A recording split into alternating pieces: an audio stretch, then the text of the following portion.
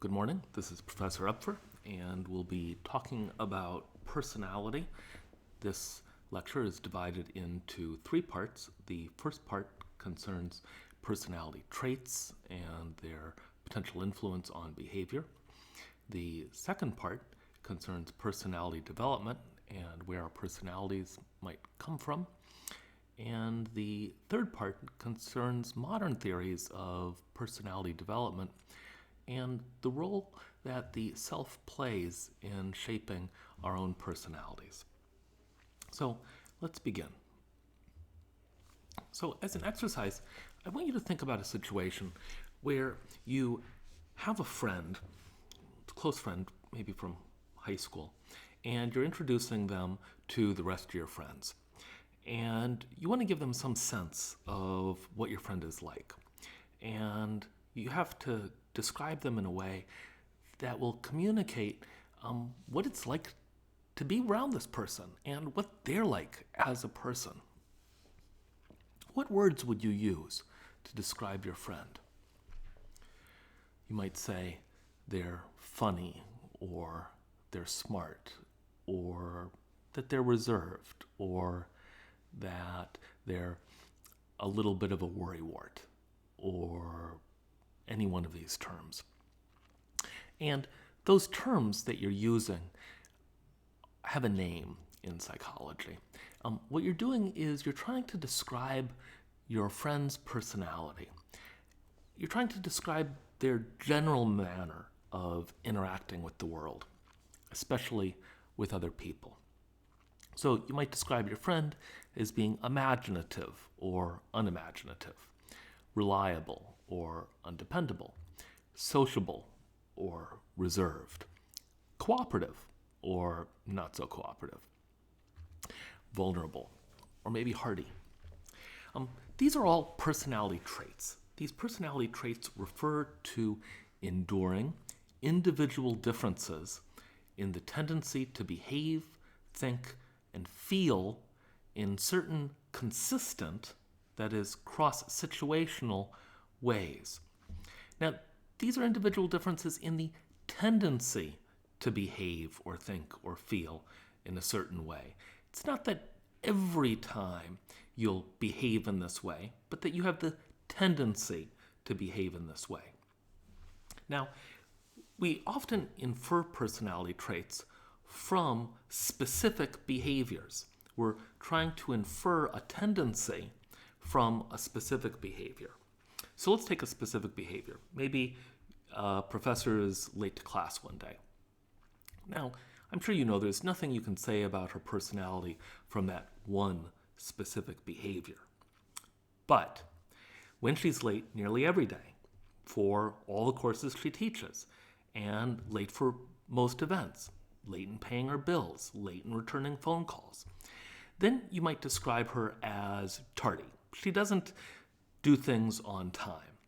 This is what we call a surface trait. Now, if you learn further that she's sloppy in most of her work, careless in many other activities, makes promises she never keeps, unreliable in other ways, gives up easily on all sorts of tasks, can never decide what she wants to do on all sorts of activities, then you might describe her as undirected. Unlike tardiness, undirectedness is a central trait. Tardiness is just one of the specific aspects of this central trait, the central trait of being undirected. There's a certain kind of structure here. At the lowest level, there are specific behaviors. These specific behaviors, sometimes correlate with one another. So a specific behavior like arguing often with roommates is correlated, meaning if you do this, you're more likely to vigorously defend unpopular positions in classroom discussions. And people who argue often with roommates and vigorously defend unpopular positions in classroom discussions are also more likely to write scathing letters to the editor of the local newspaper. If you put them all together, you can say that this is a surface trait. Since they correlate with each other, you might say that the person is argumentative.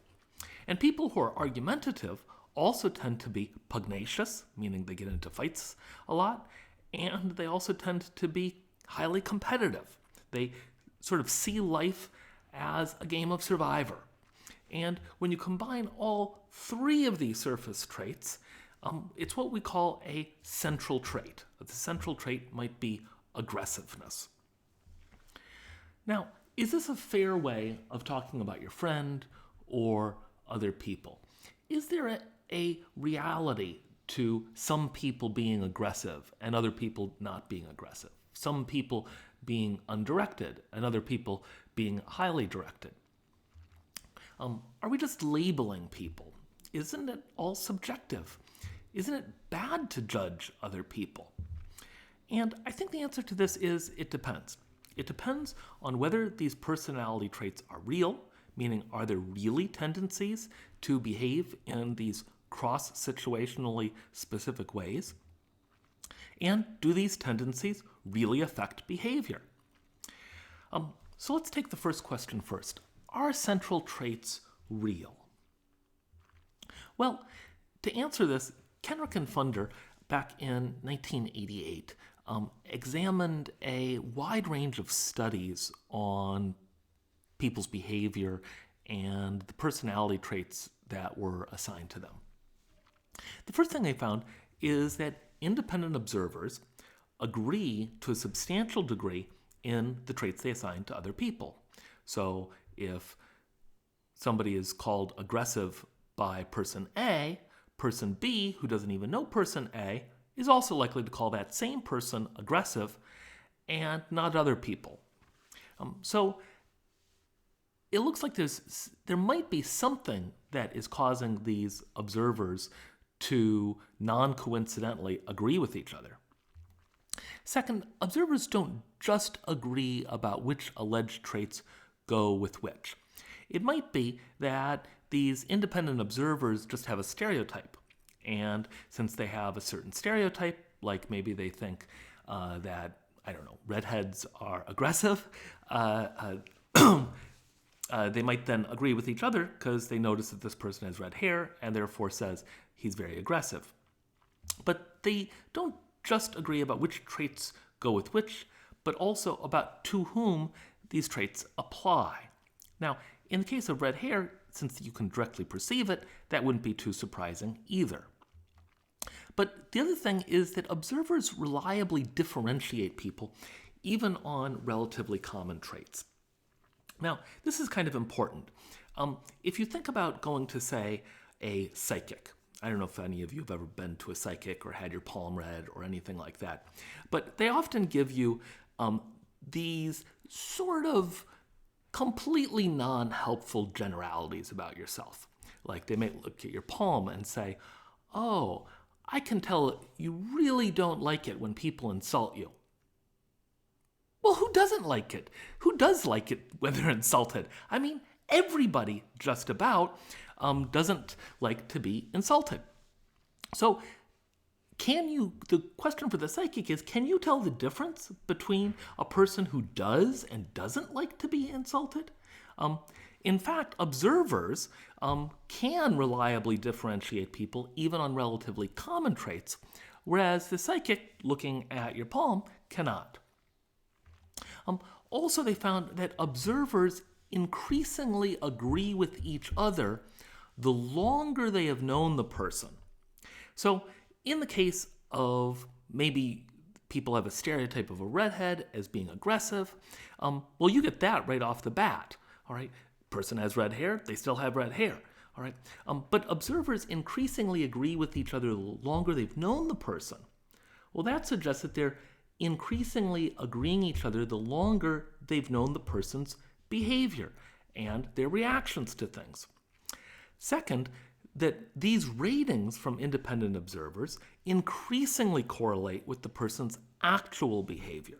Again, suggesting that what observers are doing is they're learning about the tendencies of other people.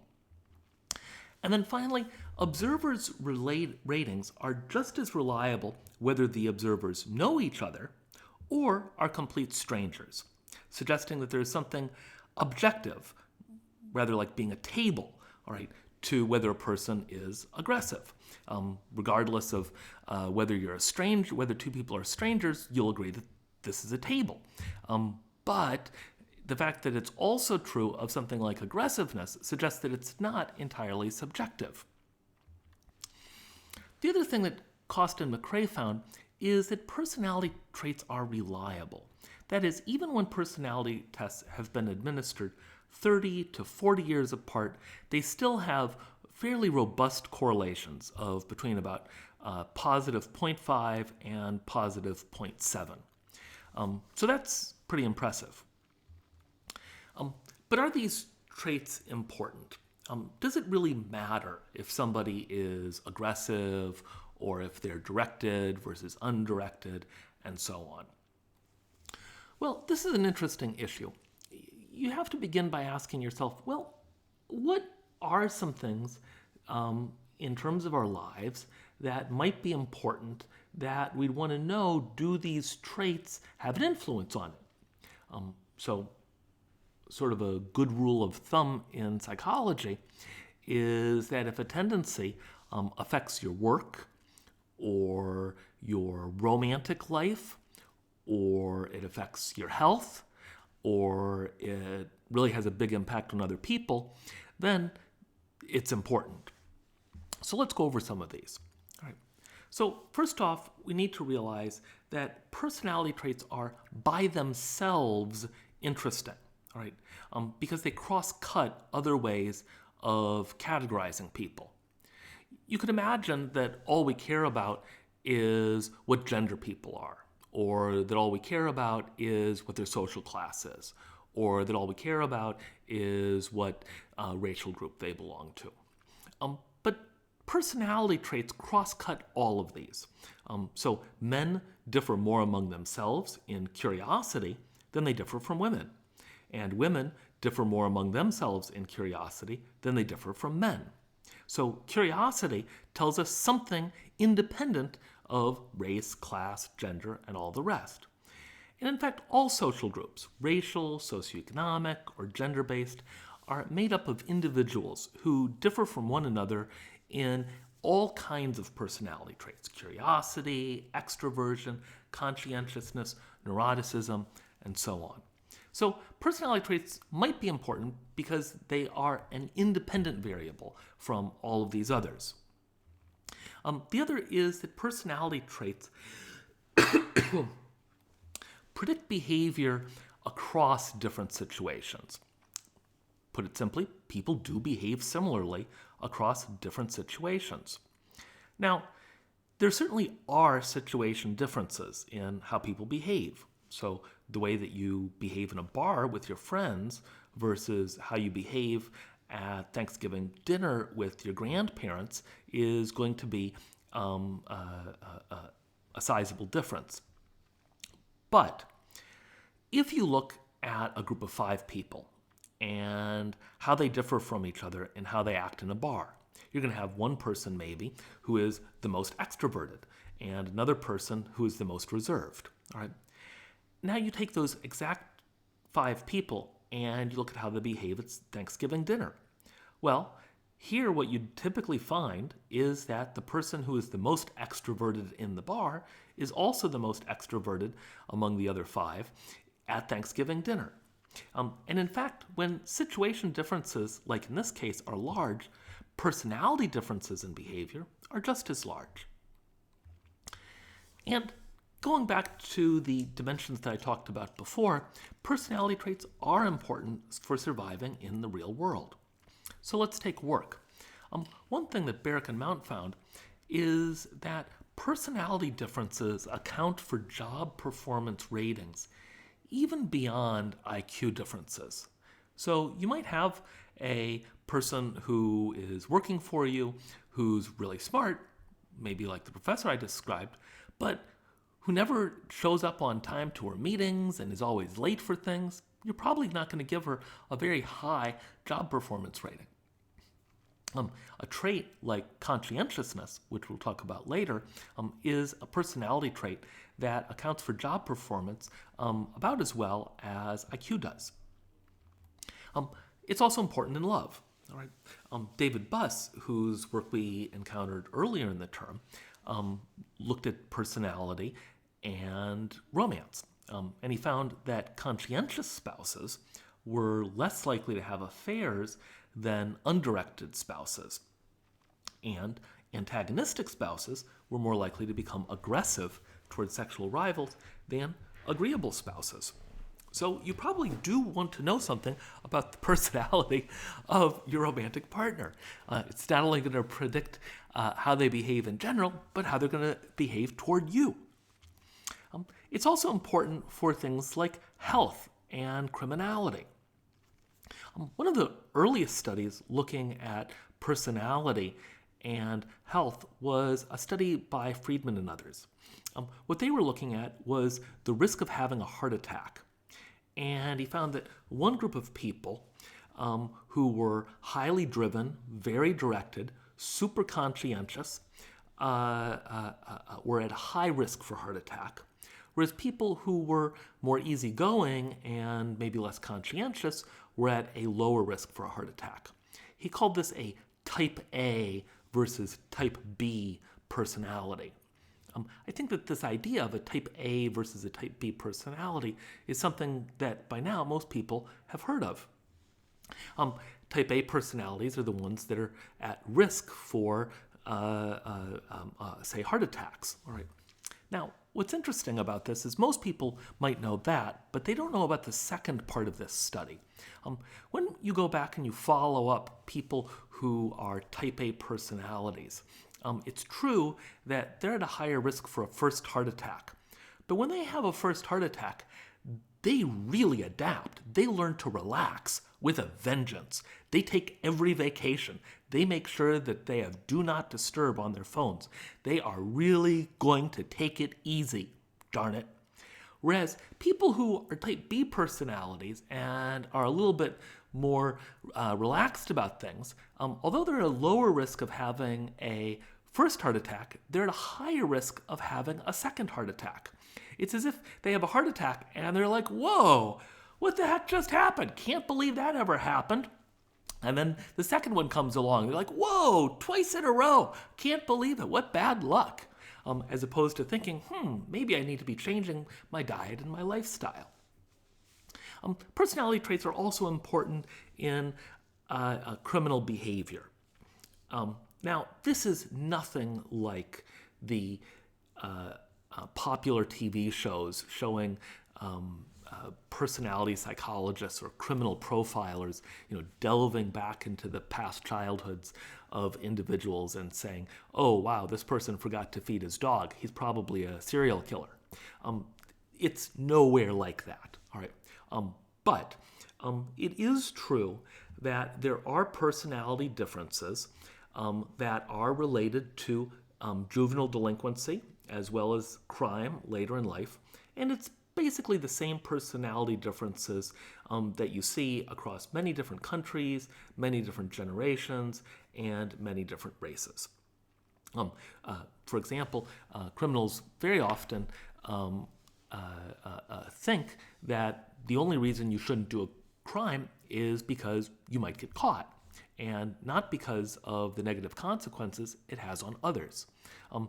That kind of thinking is something that leads to the tendency to engage in crime in many different situations.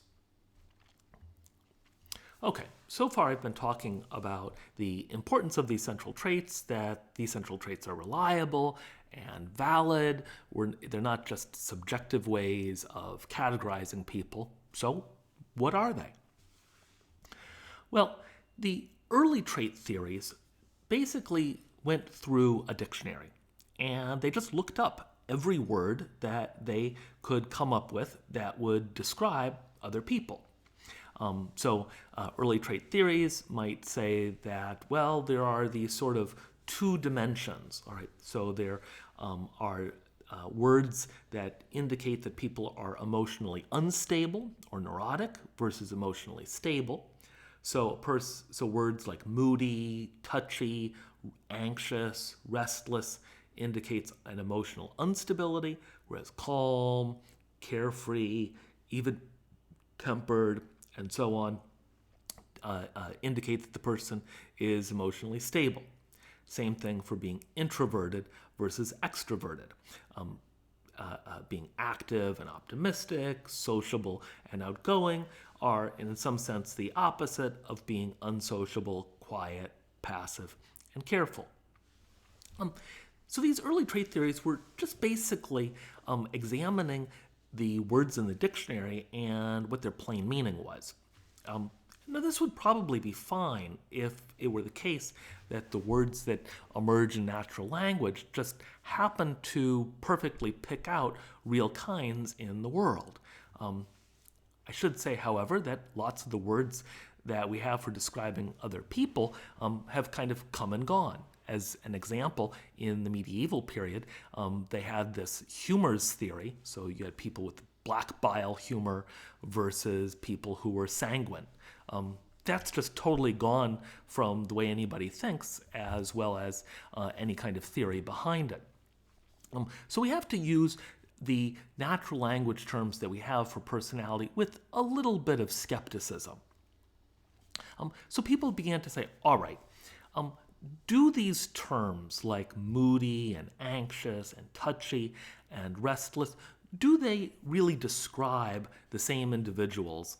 Not just do they mean basically the same thing, do they describe the same individuals, and is there some sort of correlational structure to these terms?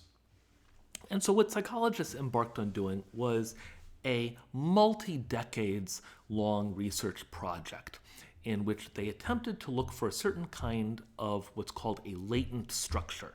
Right? So they looked for specific behaviors, what behaviors most correlate with each other and are least correlated with others.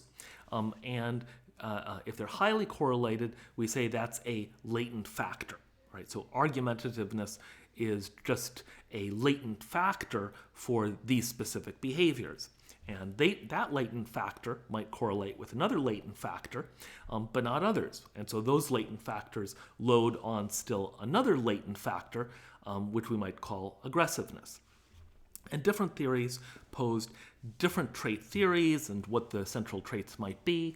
And they just looked, these models sort of went into a competition to find, what is the greatest amount of individual differences and specific behaviors that can be explained best by the fewest number of central traits. And after many decades of this kind of empirical project, a winner basically emerged. It's called the Big Five. We often remember the Big Five based on the acronym OCEAN. And the Big Five are these five personality traits. So the first dimension is openness to experience versus non-openness, conscientiousness versus undirectedness. So the hypothetical professor I described was undirected. Her opposite would be conscientious. The third is extraversion versus introversion. The fourth is agreeableness versus antagonism. And the last is neuroticism versus emotional stability. So to dive a little bit more deeply into the ocean, let's take a look at O. So openness to experience. I have sort of a mental paradigm of a prototype of openness to experience. It would be Thomas Jefferson. He has a rich vocabulary, a vivid imagination, excellent ideas, quick to understand things, uses difficult words, full of ideas. And he would disagree with statements like, I'm not interested in abstractions, I do not have a good imagination, I have difficulty understanding abstract ideas. He's a nice prototype of being high in openness to experience. And if you agree with these kinds of statements and you disagree with the ones that are reverse coded, you might be high in openness to experience too. Another trait is conscientiousness. My prototype for conscientiousness here is Hermione Granger from the Harry Potter novels, someone who wanted to take so many courses that she had to have a time turner so that she could go back in time and take twice as many classes. I've always loved Hermione. Someone like Hermione would agree with statements like, I'm always prepared, I pay attention to details, I get chores done right away, I like order, I follow a schedule, I'm exacting in my work. And they disagree with statements like, I leave my belongings around, I make a mess of things, I often forget to put things back in their proper place, I shirk my duties. So that's O, C. The next is E for extroversion. And my prototype for extroversion would be former President Bill Clinton, who just loved to schmooze, had a wonderful memory for people's names. And people like Clinton, if I'm right that he's a great example of an extrovert, would agree with statements like, I'm the life of the party. I don't mind being the center of attention. I feel comfortable around people. I start conversations. I talk to a lot of different people at parties, as opposed to, I don't talk a lot, I think a lot before I speak or act, I don't like to draw attention to myself, I'm quiet around strangers, I have no intention of talking in large crowds. One of the things that's interesting about extroversion versus introversion is that people who are extroverted and introverted both say that they engage in conversations. But a big difference is that when extroverts engage in conversation, they are energized by the conversation. They feel more energetic as a result of social interaction. Whereas introverts also engage in social interaction, but they find it exhausting. There's only so much of it they can do. And after a bit, they just don't want to do it anymore. So that's O, C, E, A for agreeableness. Prototype for agreeableness might be the Dalai Lama. So people who are agreeable are sometimes known as soft-hearted. They agree with statements like, I'm interested in people, I sympathize with others' feelings, I have a soft heart. And they disagree with things like, I'm not really interested in others, I insult people, I feel little concern for others. So that's agreeableness. The last is N for neuroticism. And here, just to keep with the Harry Potter theme, my prototype is Moaning Myrtle, who, remember, was invisible to everyone, but she could sometimes be heard crying in the bathroom. Individuals who are high in neuroticism, by definition, agree with statements like, I get irritated easily, I get stressed out easily, I get upset easily, I have frequent mood swings, and they disagree with statements like, I'm relaxed most of the time, or I seldom feel blue. Now, all of these personality traits have real-world correlates. So if you look at individuals who are high in openness, they're more likely to enroll in the liberal arts, they're more likely to change careers, they overall have less racial prejudice, and they're more likely to engage in a musical instrument. Individuals who are high in conscientiousness tend to be sexually faithful, to have good grades, to drive safely, to eat well, and to live longer. Now, remember, these real-world correlates aren't on the assessment of openness or conscientiousness. It's just that these are what openness and conscientiousness predict in the real world outside of the assessment.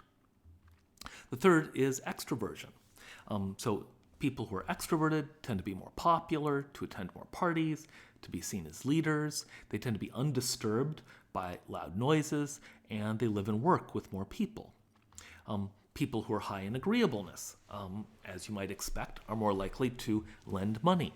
They often have had an easy childhood, maybe one where they feel that other people are likely to provide care for them, and therefore they should provide care for other people. Sort of a sense that people are safe. As a result, they have less alcoholism, less crime, and less divorce. And then there are those who are emotionally unstable. They tend to be more anxious, more depressed, to have more divorce, they hate surprises, and they remember threats.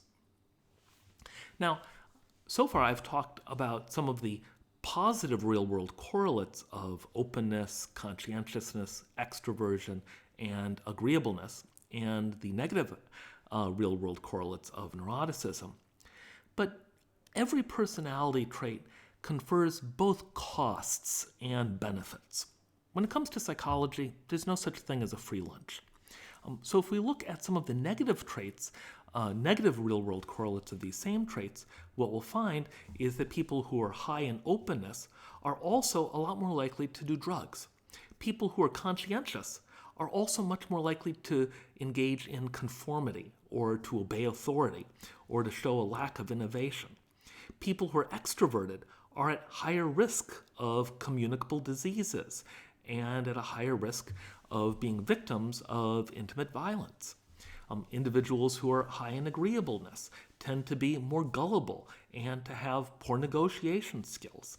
And people who are neurotic, although they are anxious, which might seem like a bad thing, they engage in less risk-taking, like gambling or drug use. So they might be a little bit safer. So as I say, there's costs and benefits to all of these traits. So in summary, some measures of personality traits, specifically the Big Five, provide a reliable and valid way to assess important individual differences in how we feel, think, and act. And in the next part of this lecture, I'll cover where our personality traits come from.